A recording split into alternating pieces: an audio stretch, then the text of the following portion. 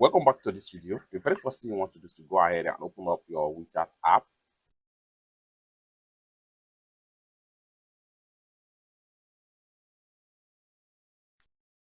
Go ahead and select your WeChat group.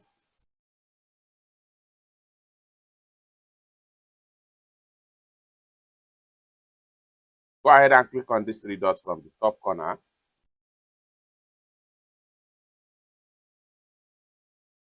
Go ahead and click on Manage Group. Go ahead and click on Group Admin. And here you go. Go ahead and click on Add Members.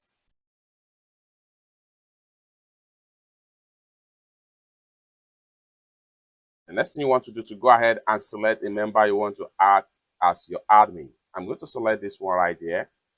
Go ahead and click on Done.